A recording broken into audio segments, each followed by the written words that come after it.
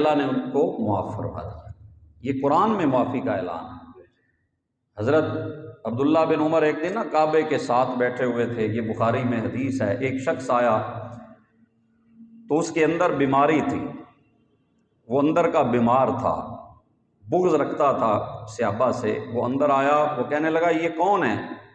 من ھذا شیخ، یہ بزرگ کون ہیں جن کے ارد گرد لوگ بیٹھے ہیں؟ انہوں نے کہا یہ عبداللہ ابن عمر ہے۔ اس نے کہا جی میں آپ سے کچھ سوال کروں؟ فرمایا کرو۔ اس نے کہا جی کیا حضرت عثمان جو تھے بدر میں تھے؟ عثمان غنی بدر میں ساتھ تھے حضور کے؟ انہوں نے فرمایا نہیں۔ کہنے لگا اللہ اکبر، بڑا خوش ہوا کہ میں نے اعتراض صحیح کیا۔ پھر کہنے لگا احد کے میدان میں حضرت عثمان بھاگ گئے تھے، چلے گئے تھے نا چھوڑ کر؟ کہنے لگے ہاں۔ کہنے لگا اللہ اکبر، بڑی بات کی، خوش ہوا۔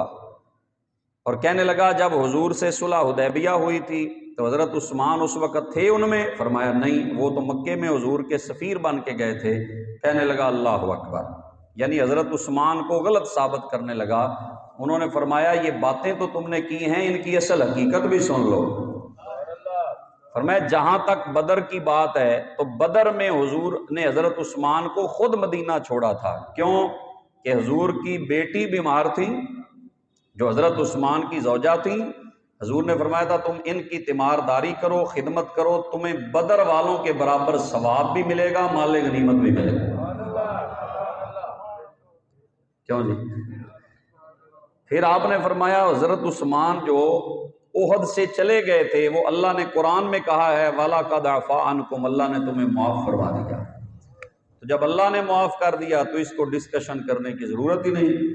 تو آپ نے فرمایا جو حدیبیہ میں عثمان نہیں تھے نا، حضرت عثمان تھے مکے والوں سے بات کرنے گئے تھے۔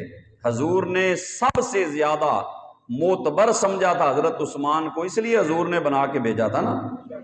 تو حضرت عثمان کے لیے تو بیعت ہوئی تھی، جب سب نے بیعت کر لی تو حضور نے فرمایا لوگوں اب دیکھو یہ ہاتھ عثمان کا ہے، یہ عثمان کا ہاتھ ہے، یہ میرا، میں عثمان کی طرف سے خود بیعت کر رہا ہوں۔ جب تینوں باتیں سنی نا تو فرمایا جاؤ اب اپنے وطن واپس، اور یہ میرے جواب بھی لیتے جانا۔ تو ان باتوں کی وجہ سے آپ اعتراض نہیں کر سکتے۔ صحابہ کرام میں چند اگر ادھر ادھر ہوئے تھے، وہ بھی ایک خوف و ہراس پھیلا جس کی وجہ سے وہ ادھر ادھر پہاڑوں کے پیچھے چلے گئے، ایک کیفیت ایسی بن گئی، حالات ایسے بن گئے۔ لیکن اس وقت بھی میرے نبی کے دائیں بائیں جنہوں نے حفاظت کی ہے وہ بھی تو حضور کے صحابہ ہی تھے نا۔ وہ کون تھے؟ وہ بھی حضور